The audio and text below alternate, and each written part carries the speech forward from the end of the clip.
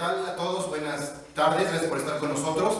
De parte de la Dirección General de Cultura, del Consejo de Cronistas de Tlalpan y de Voz de Tierra Firme, le damos la bienvenida a este evento con el doctor Antonio Siller, quien es catedrático e investigador de la Facultad de Arquitectura, del área de posgrado. Trabaja también en el área de Medina, en el estado de Morelos, ¿no? Correcto, para no equivocarnos. Entonces lo invitamos a él pues, a fin de que presente este libro que editaron el año pasado, publicaron el año pasado, y tiene a bien el compartir con nosotros las experiencias y el conocimiento que él contiene. Entonces, pues gracias por estar con nosotros, bienvenido y pues adelante, le deseo completamente la palabra. Pues muchas gracias por la invitación, es un gusto estar aquí en la delegación de Tlalpan. Originalmente yo trabajé muchos años aquí en la Ciudad de México, tuvimos la oportunidad de hacer el primer catálogo de monumentos históricos en lo que fue el perímetro A y B, y gracias a esa declaratoria y esa catalogación que hicimos en 2 o 3 tomos ya hace muchos años, se pudo hacer el polígono del centro histórico, y años después con la UNESCO se hizo la declaratoria del centro histórico. Junto con Xochimilco fueron los primeros declarados como patrimonio de la humanidad cuando México entra a la convención del 72 en UNESCO, un poco después de algunos años. Yo trabajé muchos años aquí en la Ciudad de México, en la Dirección de Monumentos Históricos, y teníamos a nuestro cargo tanto el centro histórico, los barrios y pueblos poblaciones tradicionales, San Ángel, Tlalpan, y teníamos muchos de nosotros también el trabajo de salir fuera a los estados, no había suficiente personal, pues teníamos que atender circuitos sectoriales, modelos, etc. Y ahora está mucho más organizado el instituto, ya tiene centros regionales, centros estatales, etc. Entonces, yo trabajé muchos años aquí en la Ciudad de México, la conozco perfectamente. Tuve a mi cargo el proyecto Centro Histórico del Palacio Nacional, Palacio Legislativo, con los trabajos, fui responsable coordinador de esas obras. Recordarán que se trabajó la sequía real, un proyecto que incluimos, ya que se iban a hacer remodelaciones en la calle, tuvimos la oportunidad de hacer excavaciones arqueológicas que normalmente no se pueden hacer en una ciudad como la Ciudad de México, y localizamos lo que a través de planos y documentación fue la sequía real, que por muchos años estuvo descubierta en una parte y después recientemente se ha tratado. Dejamos en aquel entonces unos discos que han visto a caminar por una de las calles que se hace real. Entonces hicimos el trazo sobre lo que excavamos, sobre los vestigios, se rellenaron y marcamos ese trazo. Entonces la Ciudad de México la conocí nivel por nivel, tuvimos que documentar y catalogar cada uno de los pisos, inclusive la ciudad perdida que estaba ahora en la Ciudad de México, que es otro centro histórico perdido, eran las sorteadas, había casas de cartón de todo tipo y ahora ha cambiado muchísimo. Estuve haciendo unos catálogos a nivel nacional, el primer catálogo de California, que no se había hecho en Frontera Norte, apareció el de Oaxaca, San Cristóbal de las Casas, y cuando me trasladé a Estado de Morelos, ya hace algunos años, en el 85,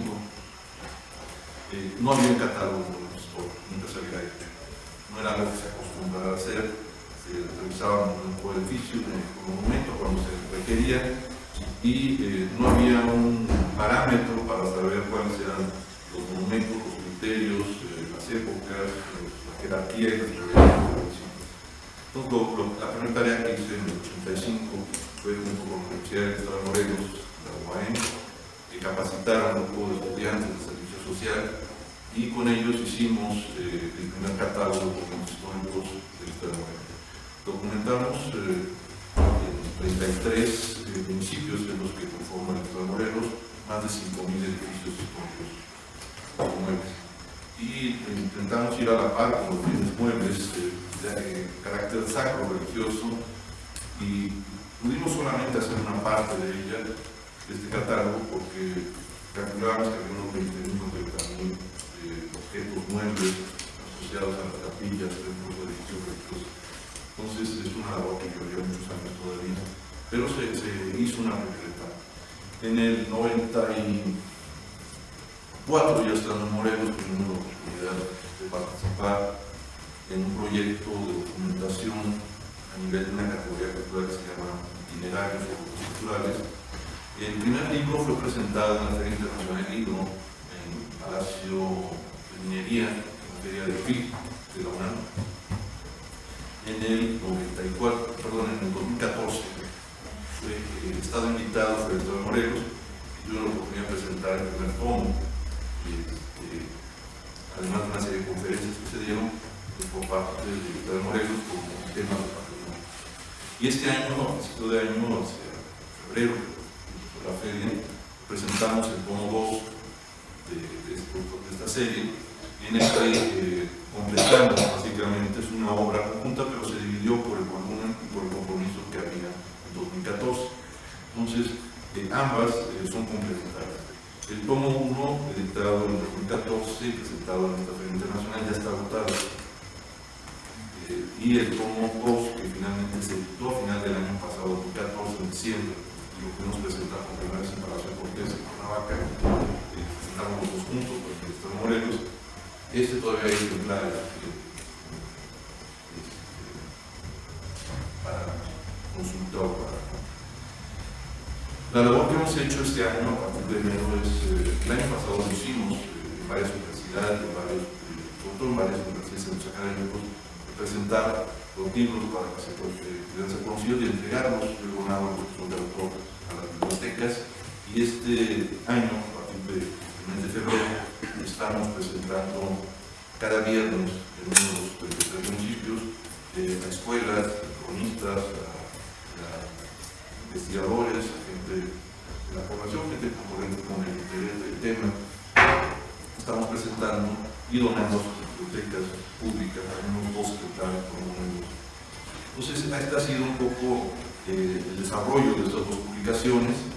Es importante que esta serie se pensó en el sentido de poder contar con una colección. La idea es tener un corpus que no existe en nuestros estados, en el propio Distrito Federal, un corpus de patrimonio cultural en el que podría ser una enciclopedia sobre patrimonio.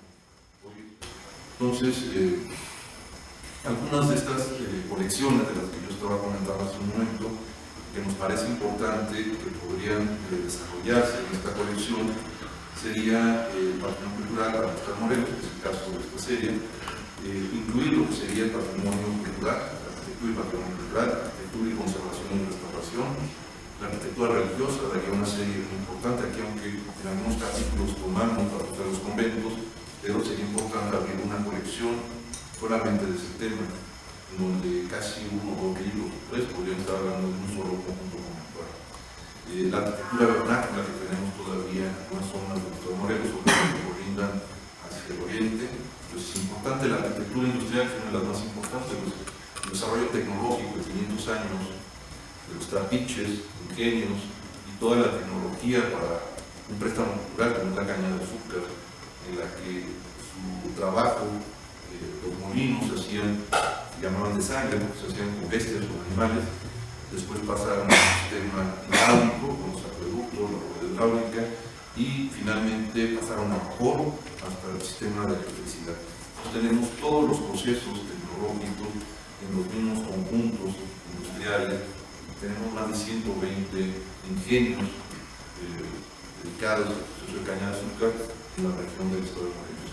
Entonces la arquitectura industrial sería muy importante, la arquitectura hidráulica de igual forma, todos los sistemas de acueductos, la arquitectura moderna es fundamental, las primeras obras que se hacen por Félix Candela, este arquitecto que hizo mucha obra aquí en la Ciudad de México, se hacen en esta región, principalmente en Casino La Selva.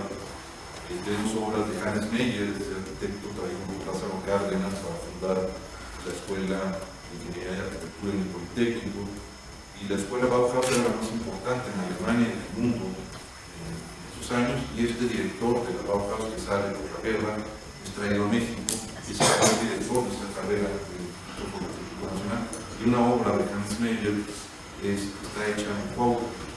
Tenemos obras de arquitectos, directores de facultades, de las primeras en el mundo en calidad de formación en el Estado de Morelos. Por eso el tema de la arquitectura moderna es importante. Los ejemplos de cascarones de concreto armado se hicieron ahí. La arquitectura y centros históricos sería otro tema. La arquitectura y paisajes culturales tampoco sería. la arquitectura y los itinerarios culturales, es lo que he comentado con categoría.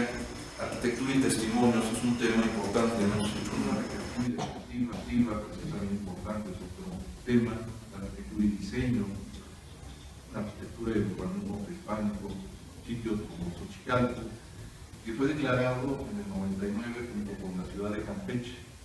Las dos son dos ciudades amuralladas, una del siglo XVI y esta otra, la de Xochicalco, que cuando ustedes lo visitan no ven la muralla, pero era una ciudad amurallada, protegida con dos entradas principales, pero hacia ese periodo del clásico la ciudad se diseñó, se construyó con una muralla perimetral, con una ciudad medieval.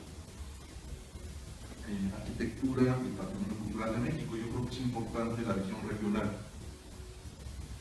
No podemos delimitarlo a un polígono político estatal, municipal, sino que las relaciones, y ahí por ejemplo se está trabajando este año en el camino de mar, el camino de Manila. Entonces esa ruta de mar llegaba a Acapulco, pero de Acapulco salían varios ramales, uno de ellos el camino viejo que pasaba por Chilpancingo, pasaba por Morelos, por Cuernavaca, llegaba a la Ciudad de México, era una de las rutas, por iba afuera, por la costa, a Guadalajara, a Morelia. Entonces, tenemos que entender a nivel regional también, y a nivel extrarregional, es decir, de ahí que los itinerarios culturales pueden estar relacionados, en este caso, por ejemplo, la ruta de Filipinas, México y España. O sea, si se fijan, en el siglo XVI fue una de las rutas más importantes y fue quizás la primera globalización. En el siglo pasado se hablaba de la globalización, pero la primera se dio en el siglo XVI, cultura, comercio, intercambios. Fue la primera vez que estos espacios continentales, como es Asia, América y Europa, tuvieron un flujo de ideas, de migración y de intercambios. Entonces, esta colección de alrededor de 20 temas puede abrir esa relación de trabajos que podían conformar estos dos primeros, que son como la temática general. Los temas que se abordan en particular de estos libros son principalmente las primeras catalogaciones que se hicieron, las primeras construcciones de ciudad, los conventos del siglo XVI, declaratorias, las rutas de los ferrocarriles, que son importantes. Los ferrocarriles llegaban a Morelos, interoceánico, en Puebla, y en México, Cuernavaca, y llegaron a Alfa. En el mar ya no se continuó, no había gozo, no había ancha. Los temas de los relojes monumentales son los capítulos, y en una reunión que tuvimos con uno de los relojeros importantes de la Ciudad de México, lo invité porque fue maestro de un relojero, trabajó varios relojes que se restauraron en la parte sur, en Cojutla, varios relojes del sur de Morelos. Él fue formado, capacitó en Suiza, y fue maestro de este otro relojero que yo localicé en campo, investigando quién era el relojero que reparaban los relojes en cada uno de estos municipios donde yo llegaba, los veía en buenas condiciones. Me decían, es un relojero de Cojutla. Yo llegué a Cojutla porque tenía su taller, el cronómetro, y practiqué con él, y resultó que era el que hacía todos estos trabajos. Los relojes son monumentales, son muy importantes. Él ha dado mantenimiento a los de la Ciudad de México y hay registrados alrededor de 25. Recientemente, en el mes de mayo, había un periódico que se edita aquí en la ciudad, que es como una revista periódico, y lo dedicaron a los relojes monumentales de la Ciudad de México. Y viene un catálogo muy interesante en donde aparecen 25 relojes monumentales, desde los de la catedral, reloj chino, en fin, hay una gran cantidad de relojes instalados en los propios edificios de la época colonial hasta el siglo XIX y XX, ya que fue importante en la época de Porfirio Díaz que señalaran el centenario. Esa era una de las cosas de la modernidad. El telégrafo, el ferrocarril, la energía eléctrica y los relojes. Entonces, ese catálogo indica la ubicación, de qué país eran estos relojes, eran principalmente franceses, estado que se encuentran actualmente, pero se quedan cortos esta lista de 25 y en mayo, que bueno, él recuerda mucho, ya un programa a Morelos y me obsequió esta publicación en periódico, infográfica, y tenía esta relación de 25, nosotros catalogamos para el Estado de Morelos 75 relojes. Y catalogamos uno muy importante que está Hernán Cortés por regalo de Carlos V, y es el primer reloj en América y el más antiguo, del cual se conserva la maquinaria en el Palacio Cortés, viene en el libro, y se conserva la torre, que no era campanario, sino era el lugar para alojar las pesas, que eran los que hacían mover la maquinaria. Era un reloj de campaña que podía escuchar los relojes de toda la población. Y es el primer reloj que ganó noticia en América para el siglo XVI, en época de Hernán Cortés, instalado en la catedral del convento franciscano de la Asunción, en donde está todavía la torre y está la columna del siglo XVI, el martillete, ya la campana no está, pero la maquinaria, el obispo Blancarte, Navarrete, la rescata, la guarda en la catedral, y posteriormente pasa a ser una de las piezas más importantes en el Museo Coronado del Palacio Cortés. Entonces, pocos saben que tenemos en México uno de los primeros relojes monumentales y más antiguo en América. No es poca cosa, ¿no? Sí, fascinante. Además, cuando leí este capítulo, los relojes en particular, yo desde el CCH recuerdo, creo que todos crecimos con una mala imagen de Don Porfirio, ¿no? Y cuando llego al CCH, comienzo a investigar, de manera personal, porque en el CCH me mando a investigar, y bueno, pues ya vemos ferrocarriles, etcétera, ¿no? Pero yo no sé esto de los relojes, ¿no? Yo creo que sí es algo que muy poca gente ha estudiado, porque los relojes monumentales los vemos, pero no sabemos qué hay atrás de ellos, ¿no? Y cuando yo leo su libro, digo, wow, esto de las aportaciones a la ciudad de Don Porfirio hacia la modernidad, ¿no? Ese cambio de un México casi feudal, ¿no?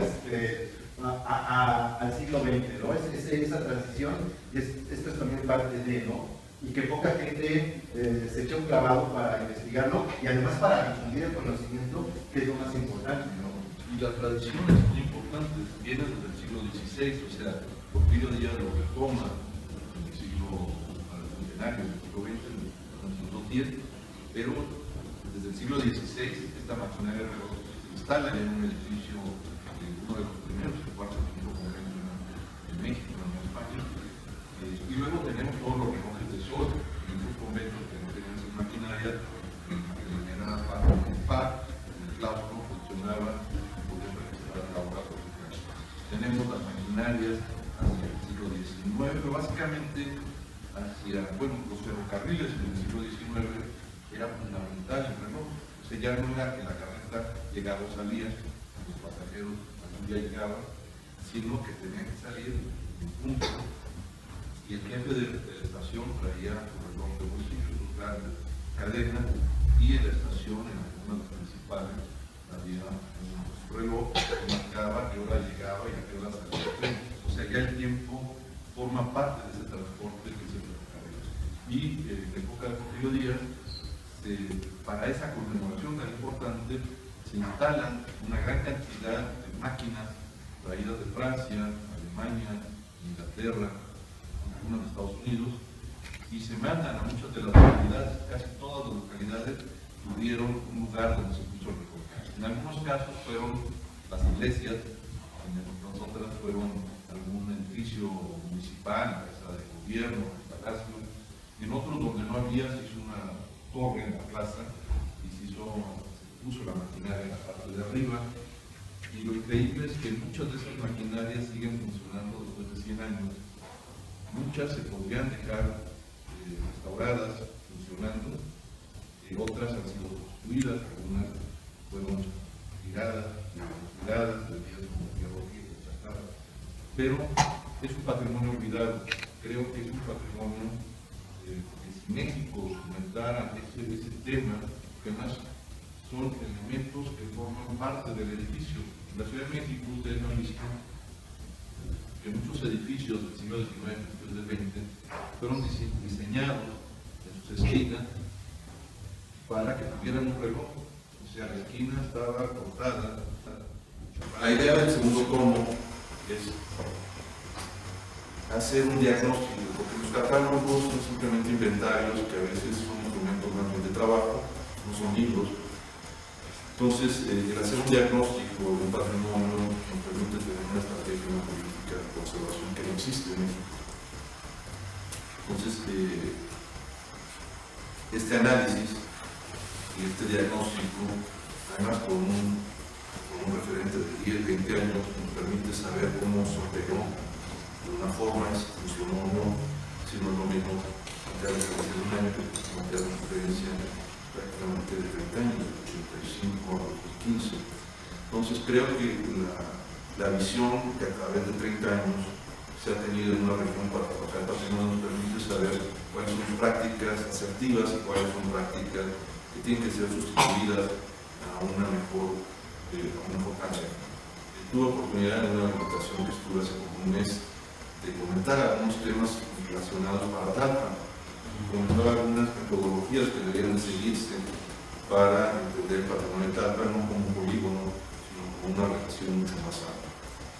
Revisando también un poco el tema de Tlalpan, encontré que hay cronistas aquí hay tres. Encontré que hay un hermanamiento de Tlalpan en el 2010 con Morelos. Entonces tengo interés de conocer el documento, en qué término. Y hay otro en 2013 en donde Tlalpan está hermanada con Tepoztlán, con el municipio de Tepoztlán. Y Tepoztlán es uno de los municipios más grandes de Morelos, con más, quizás no es más grande, pero que tiene en la mayor área protegida, tanto el corredor biológico de Chichinautzin, como el que se comparte con ustedes en el Ajusco. Entonces, veía que en el caso de ustedes, el municipio de Tlalpan, uno de los más grandes, pero además es uno de los que tiene más áreas verdes o más áreas de reserva protegidas. Entonces, ahí creo que hay un punto interesante, dos municipios que colindan y que la política de conservación de áreas verdes o áreas protegidas podría ser parte de un tema de intercambio en una visión que ya no sea la de la delegación de Tlalpan o el municipio de Tepoztlán. Tendríamos que entenderlo con otra visión más morfológica, geográfica. Entonces, esos dos temas podrían ser puntos de revisión en qué contenidos se podrían trabajar proyectos de esta delegación que colinda con el Estado de Morelos. Además, la marquesada de Coca, el camino, los embarcaderos que había también hacia la zona lacustre, cuando el sistema lacustre era importante para la comunicación, pues todo esto constituye en ese último capítulo, en este segundo tomo, lo que sería no nada más un diagnóstico, sino qué estrategias pueden seguirse para actualizar las categorías culturales, intervenir en el patrimonio cultural y verlo de manera mucho más integral, agregando además, que es otro punto que agrego, el patrimonio intangible. Yo lo mencionaba la última vez, los criterios que nuestra institución, yo trabajo en el INE, siguen la traza histórica, son el momento donde hay edificios, pero donde ya el edificio no está, aunque haya traza histórica no entra. En donde el barrio se conserva con la tradición de los habitantes que deben de estar ahí incorporados, parecería que el patrimonio muerto es el único patrimonio, el patrimonio reliquia del Roma, es el único que hay que conservar, y el patrimonio intangible, el material, es la gente, el habitante del lugar, es fundamental. Si ese barrio se conserva, ya no estén las casas de 17, 18, 200, por las inundaciones se perdieron, parecería que se perdió todo, no se ha perdido nada. Es decir, la gente que está ahí es el continuo de una relación de patrimonio vivo, que es el patrimonio intangible. Entonces creo que incorporar el patrimonio intangible a un componente del patrimonio cultural es fundamental. Entonces no podemos seguir pensando que Tlalpan es un polígono de casas y de calles. Parecería los habitantes que tienen fiestas, tradiciones, que celebran actividades en sus barrios, etc. Y además lo conforma una estructura de barrios también, es fundamental. Entonces, si no lo entendemos así, vamos a entender el patrimonio como un patrimonio reliquia, cuando el patrimonio del siglo XX tendría que ser un patrimonio mucho más integral. Entonces, esa última parte incorpora también este tema, el tema antropológico, que es fundamental, y que los trabajos de patrimonio no deberían estar solamente los arquitectos, los humanistas, sino los antropólogos, los historiadores, pues es parte de ese inventario de nuestras fiestas, de tradición, qué gente ha conservado ese tejido de barra en los lugares, y conservar eso, o sea, no conservar nada más las casas, las fachadas, como se hace, sino esos habitantes. Yo quisiera comentar estas imágenes que rápidamente las pasamos y las comentaré de manera rápida. Bueno, aparte de lo que menciona, o sea, no solamente es el patrimonio monumental, ¿no? de inmuebles, ¿no? Sino también es el patrimonio natural, el patrimonio cultural e incluso estos recorridos culturales que ustedes también plantean y que también no son como de uso común para todos, ¿no? O sea, Tlalpan, además de Tlalpan, pues tenemos todos los pueblos, ¿no? Son recorridos culturales pues integrados, ¿no? Que a veces no se ven desde este punto de vista, ¿no? Solamente es el centro de Tlalpan y los pueblos como si fueran entes aislados, Sí. cuando realmente siempre trabajan en que nada más la parte central de Tlalpan es la que va, y lo demás no va. Quiero comentar rápidamente, todo esto, después paso a preguntas con ustedes, con el gusto platicar. Estos son, hice un collage de alrededor de unos 80, 100 monumentos, poniendo distintas épocas, porque ese es otro aspecto. Alguien nos dice en una de las conferencias que ya no nos queda el 16, el 17, el 18, y entonces parecería que vamos con recetario, con un grupo a buscar lo de una época, cuando la ciudad está conformada por una diversidad de épocas, de diseños, de construcciones, y no tenemos una calle del 16, un centro histórico del 16, del 17, del 18, lo tenemos en nuestro lado, porque yo estoy en mi área, que está extraordinario, está aquí, dice uno que hace aquí. Entonces, vamos a comentar, vamos despacio y a lo que este es uno de los 14 conventos, de los 11 morelos, de Zacualpan, el anterior, y vean cómo se nivela una plaza, hay unas rampas de acceso, y las esquinas de las capillas cosas que sirven para ese camino procesional son ochavadas, se fijan. Sí están perfectas, cortadas, ¿no? Alcanzan a ver ahí está el fondo. La siguiente. Un acueducto, esta es una barranca muy profunda, y se lleva el agua de un lugar hasta otro para hacer funcionar un sistema industrial y abastecer de agua a una población. Todos estos acueductos abandonados, pues hay que rescatarlos. La siguiente es un aljibe, una palabra, una voz de origen árabe, y es un depósito de agua en una población de Tlayacapan. Siempre nos dicen que los asentamientos y las construcciones se hacen en un río, una laguna o un manantial, y que ese es el principio del origen de donde se hace la selva. Y no es cierto. En muchas poblaciones del siglo XVI, en Morelos, se hacen en lugares donde no había agua y funcionaron por 500 años. Entonces ahora el problema de que no hay agua, por el problema de la Ciudad de México, que no hay agua, es porque no hemos encontrado la solución de cómo hacerlo. En estas comunidades, hasta que les metieron el sistema de agua potable por tubería, dejaron de tener agua. Se ve la contradicción. Cuando no había ese sistema, todas las casas tenían agua. Ese, como Pinacote, es un aljibe gigantesco, era para una sola casa, en donde las cubiertas llevaban el agua, ese depósito, y por el tamaño del depósito debió haberse llenado. No iban a construir algo a ver si se llenaba. Calcularon que esa era la capacidad que tenía que tener ese depósito. Imagínense ese volumen de agua, puede durar varios años. Entonces en ese sitio no había agua, lo resolvieron de esta manera. En esa restauración recuperamos el sistema hidráulico para que esa casa, como referencia, como ejemplo, tuviera agua y que se viera que ese sistema tradicional podría servir para el resto de la población. De parte de la escalera. Y la escalera y el pasamano. La gente dice cuál es el pasamano, son estas piedras que se agarra para bajar. Este es un contrafuerte de la capilla abierta de catedral. Lo que vemos allá, estos son los vitrales de Matías Pérez, un aniversario importante.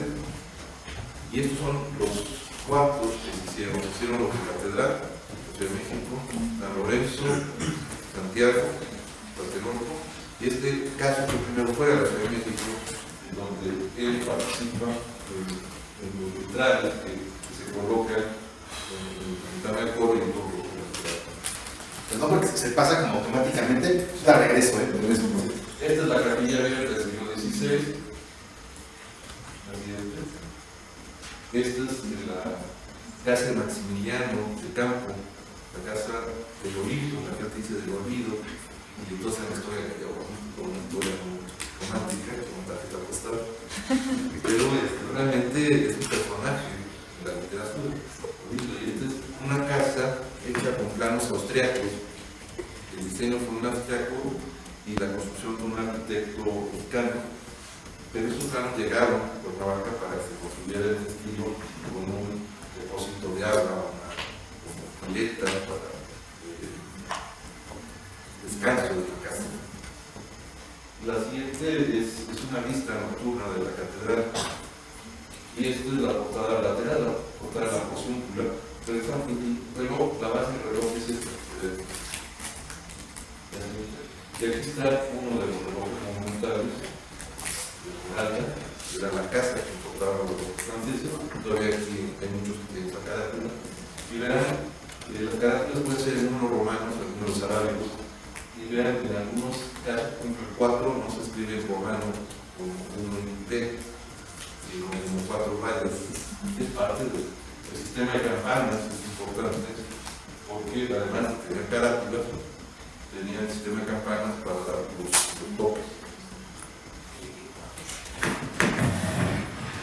Esta es la capilla de uno de los conventos incluidos de Zacualpa, es la capilla de Rosario, una capilla barroca. El interior está construido por un artesano, Chino López, que trabajaba en Morelos, Puebla, y cuando ya el barroco estaba prohibido, él seguía haciéndolo. A él le gustaba y a la gente le gustaba. Entonces esto de que el barroco para tal época, tal año, después ya no hay barroco, eso es mentira.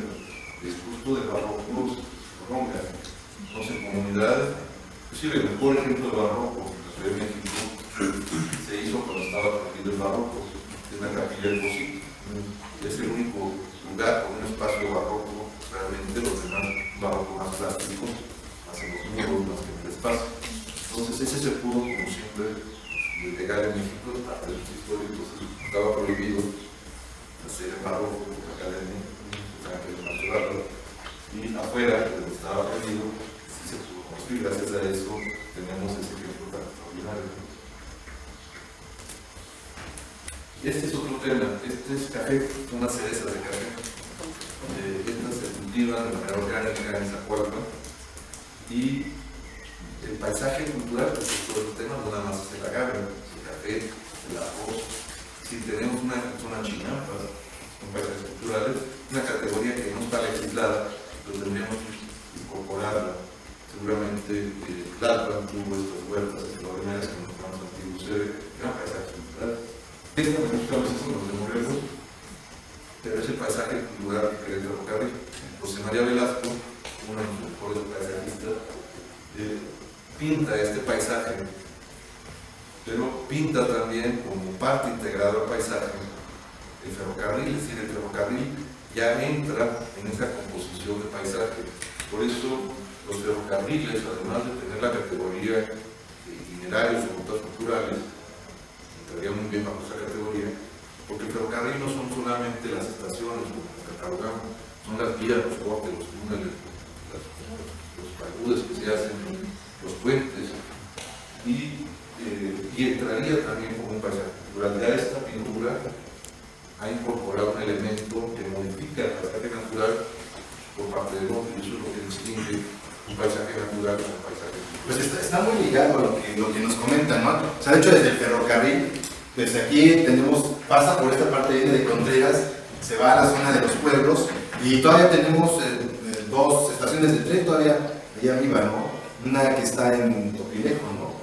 y otra en San Miguel Ajusco, ¿no? Parres. Parres. Parres. Sí, sí, sí.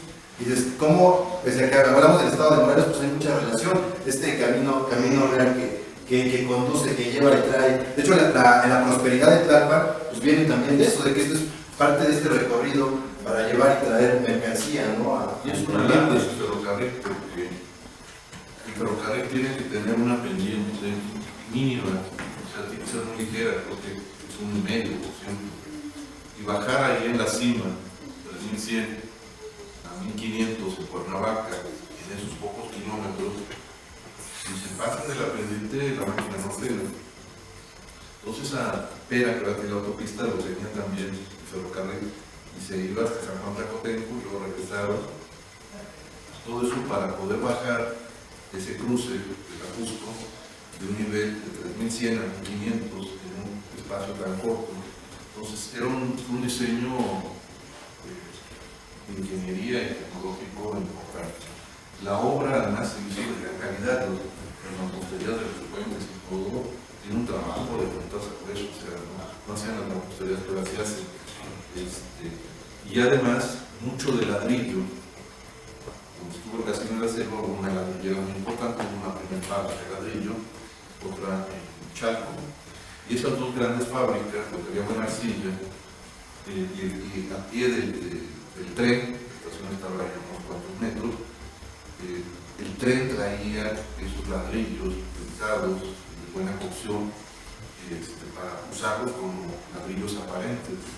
Yo no dudo que el mercado de aquí, mucho de ese material haya llegado de Guadalquivir, que es la parte de Sabana de la estación de Cuernavaca, y que una de las cosas que suministraba la Ciudad de México era ladrillo para las construcciones que se hacían de gran calidad. Nosotros tuvimos un mercado parecido de aquí, se conservan algunas casas, y es un cambio arquitectónico y estética, donde el material se deja aparente, o sea, como no se deja para pintado, sino que se muestra el material y sus puntas, la trabazón, los diseños. Entonces, uno de los productos que venían de esta estación de Cuernavaca a la Ciudad de México eran ladrillos de gran calidad. De hecho, teníamos una ladrillera aquí en Mesa Rosón. Sí. También abasteció a muchos. Bueno, aquí las fábricas requirieron un buen ladrillo para tanta temperatura, también para edificios con acabados aparentes. Ya para finalizar, a nombre del colectivo de Voz de Tierra Firme, vamos a obsequiarle dos libros. Uno es del doctor Salvador Martínez de la Roca, que es del 68, se va a acercar el 1968, y oye, y me equivoqué, perdón. Bueno, pero te hago dejar llegar a ese libro de todos modos. Te agradezco mucho la visita y espero que no sea la única vez que estemos aquí, que podamos tener otra charla como estas, que es una persona con muchos conocimientos y con muchas ganas de compartir, ¿no? Entonces, a nombre de la delegación Tlalpan, de la Dirección General de Cultura, del Consejo de Cronistas de Tlalpan y de Voz de Tierra Firme, agradecemos su presencia y también la de todos ustedes, ¿vale? Muchas gracias.